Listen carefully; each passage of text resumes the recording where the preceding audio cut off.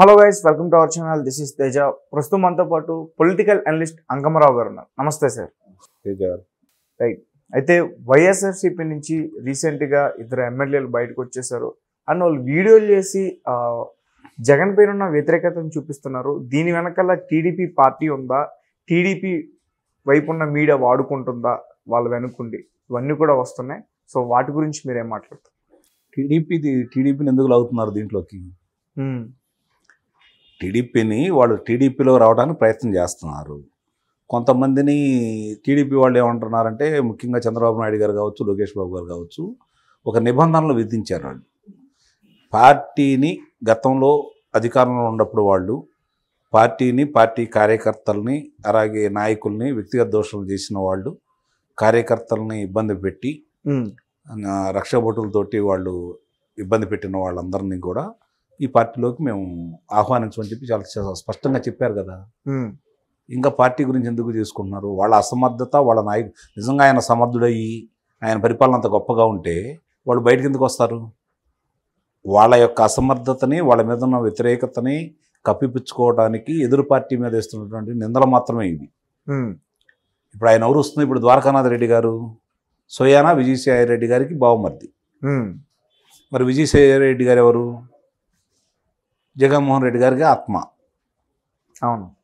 మరి అలాంటి వ్యక్తి బయటకు వస్తున్నారు అంటే అది తెలుగుదేశం పార్టీ వాళ్ళు చేస్తున్నదా? ఆలోచించుకోవాలి కదా.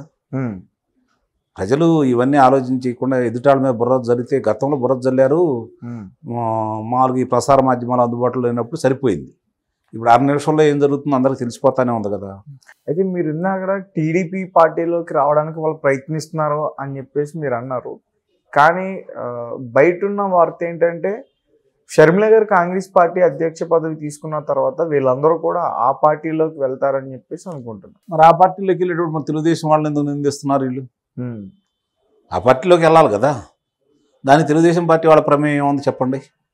అంటే వాళ్ళు చేసే తప్పుల్ని, వాళ్ళ అసమర్థతని కప్పిపుచ్చుకోవడం కోసం తెలుగుదేశం పార్టీ మళ్ళీ కుతంత్రాలు పొందుతుందని చెప్పని ప్రజలకు చెప్పే ప్రయత్నం చేస్తున్నారే తప్ప, ఇప్పుడు ఇందుట్లో చాలా వరకు ఇప్పుడు ఆళ్ల రామకృష్ణారెడ్డి గారు నేను షర్మిల గారితో ప్రయాణం చేస్తానని అంటున్నాడు. సాంప్రదాయంగా ఒకనాటి కాంగ్రెస్ పార్టీ ఓటర్లు, నాయకులు, అలాగే రాజశేఖర రెడ్డి గారికి వీర విధేయులైన వాళ్ళు, రాజశేఖర రెడ్డి గారు అంటే కాంగ్రెస్ పార్టీ అంటే రాజశేఖర రెడ్డి గారిగా భావించిన వాళ్ళు, ఆయన అభిమానులుగా ఉండి కాంగ్రెస్ పార్టీలో కొనసాగుతున్న వాళ్ళు, కొడుకుగా రాజశేఖర రెడ్డి గారిని చూసుకుందాము, ఆయనలాగే చేస్తాడని భావించిన వాళ్ళు, వాళ్ళ ఆశలు నిరాశలైపోయినాయి. కాబట్టి వైఎస్ షర్మిల గారు ఈరోజు కాంగ్రెస్ పార్టీలో తిరిగి బాధ్యతలు స్వీకరిస్తే ఆమెతో పాటు ప్రయాణం చేయాలని కోరుకుంటారు. ఎందుకంటే వాళ్ళు తెలుగుదేశం పార్టీ వాళ్ళంటే పడదు, తెలుగుదేశం పార్టీలోకి రారు వాళ్ళు. అలా కరుడు కట్టిన వాళ్ళు చాలామంది ఉండబట్టే ఈరోజు వైఎస్ఆర్సీపీ పార్టీ ఇలా అప్రతిహతంగా ఇలాంటి విజయాన్ని చేకూర్చుకోవడం కూడా జరిగింది. అలాగే ఇప్పుడు దాకా మనుగడ సాగించుకుంటూ వస్తూ ఉంది. కాబట్టి ఇప్పుడు రేపొద్దున వాళ్ళు కాంగ్రెస్ పార్టీలోకి వెళ్ళడానికి అవకాశం ఉంది, వైఎస్ షర్మిల గారు కనుక బాధ్యతలు స్వీకరిస్తే. ఒకవేళ ఆమె బాధ్యతలు స్వీకరించినా స్వీకరించకపోయినా కొంతమంది ఇప్పటికే కాంగ్రెస్కి వెళ్ళి ముగ్గు చూపుతున్నారు. కాబట్టి వాళ్ళు గెలుస్తారా లేదా అనేది తీసి పక్కన పడేస్తే ఎన్నికల్లో వాళ్ళకి ఎంతో కొంత గతంలో ఉన్న శాతానికంటే పెరగడానికి ఆస్కారం ఏర్పడుతుంది. అందుట్లో మాత్రం సందేహం ఏమీ లేదు.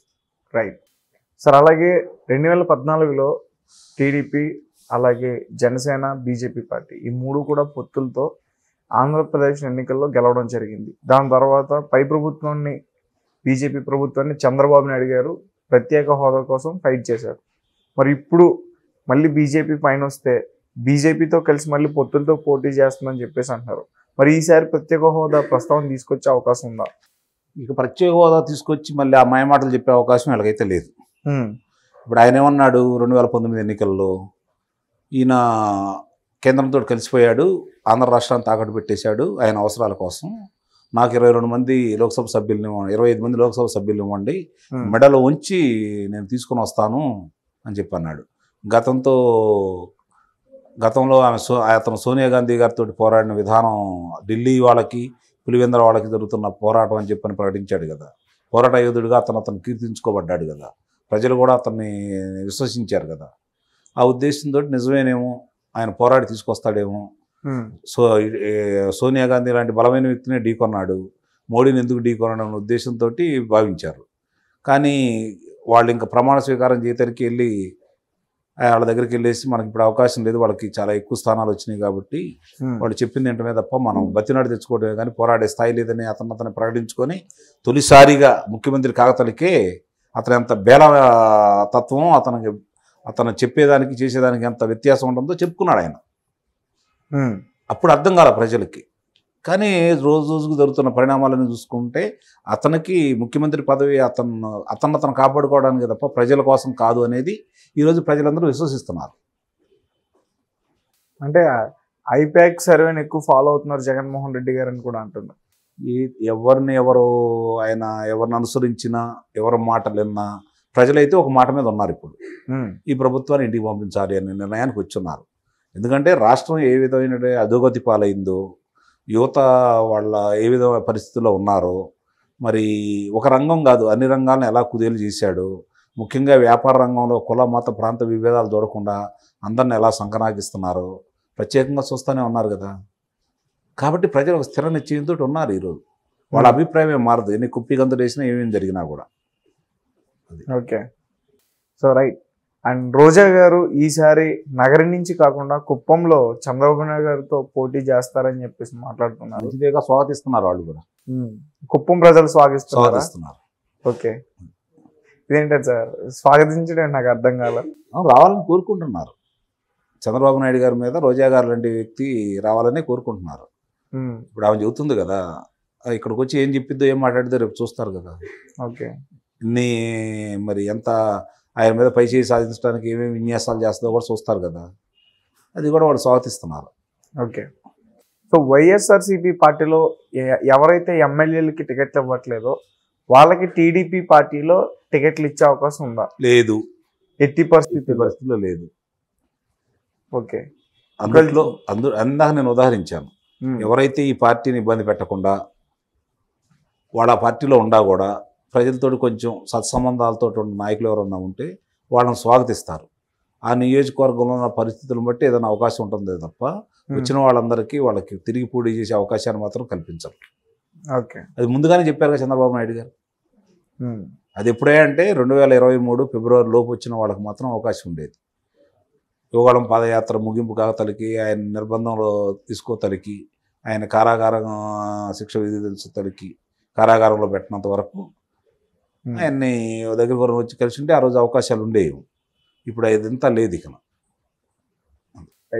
అయితే ఈరోజు జగన్మోహన్ రెడ్డి గారితో షర్మిల గారు కలవనున్నారు, కలిసే ఉంటారు.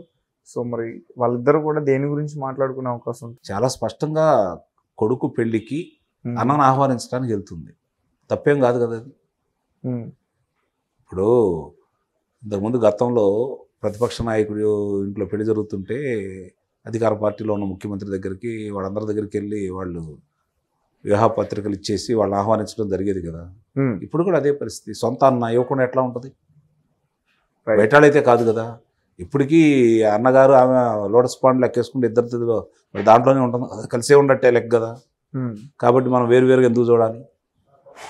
రేపు ఆమె కాంగ్రెస్ పార్టీ చేరి ఆమెకి ఏదైనా పదవి ఇచ్చేసి ఆ పదవి తీసుకొని అన్నగారి మీద తిరగబడ్డప్పుడు, అన్నగారిని విమర్శించినప్పుడు, ఆయన చేసే విధానాలను విమర్శించినప్పుడు ఆ రోజు మనం మాట్లాడుకుందాం మనం ప్రత్యేకంగా. ప్రస్తుతానికైతే అన్న మేనల్లుడి పెళ్ళిని పిలవడానికి వెళ్తుంది. తన కొడుకు అన్నకు మేనల్లుడే కదా.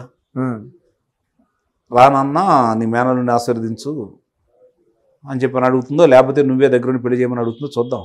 పెళ్లి బయటకు వచ్చిన తర్వాత చెప్పిన దాన్ని బట్టి మనం దాని గురించి మళ్ళీ విశ్లేషిద్దాం.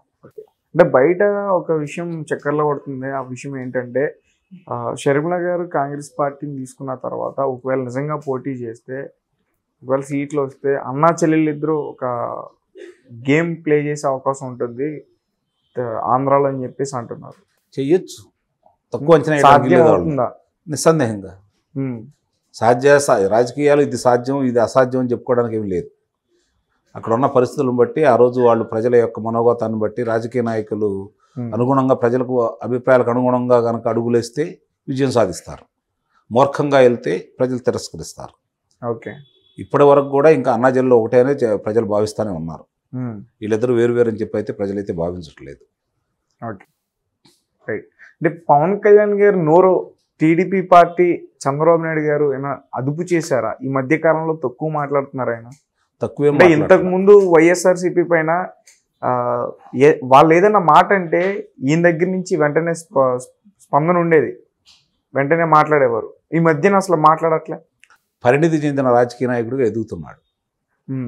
దానికి ఉదాహరణ ఏంటంటే యోగళ ముగింపు సభలో ఆయన ఎంత పరిణితి చెంది మాట్లాడాడో చాలా స్పష్టంగా అర్థమైపోతూ ఉంది. ఇప్పుడు ఆయన దృష్టిలో ఒకటే పవన్ కళ్యాణ్ గారిది, ఇప్పుడున్న అధికార పార్టీని ఇంటికి పంపించాలి, ఇప్పుడున్న అధికార పార్టీకి తిరిగి 10 స్థానాలు కూడా రాకుండా చేయాలి. ఆ వ్యూహంలోనే భాగంగానే ముందుకెళ్తాను అన్నాడు ఆయన. ఆ వ్యూహంతో తెలుగుదేశం పార్టీ కలిసి ప్రయాణం చేయాలని భావిస్తున్నాడు. కాబట్టి దాని మీద దృష్టి పెట్టాడు. ఇప్పుడు వీళ్ళ మీద దృష్టి లేదు. ఇక రేపు మళ్ళీ సభల్లో సమావేశాల్లో మాట్లాడితే మాట్లాడతాడు. అంతేగాని ప్రస్తుతానికి ఏ ఒక్క అవకాశాన్ని అంది వచ్చే అవకాశాన్ని కూడా వదులుకోకుండా అందరితోటి కలిసి ముందుకెళ్ళే ఆలోచన చేస్తూనే ఉన్నాడు.